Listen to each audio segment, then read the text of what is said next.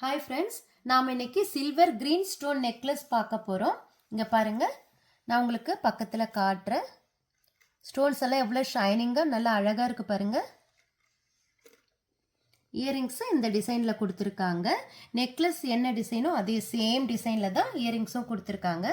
இது இன்னொரு மாடல். இது வந்து பேஸ்டல் கலரில் பேபி பிங்க் கலரில் கொடுத்துருக்காங்க.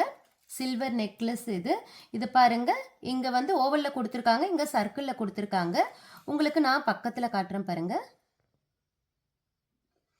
இதுக்கு வித் இயரிங்ஸோட வந்திருக்கு.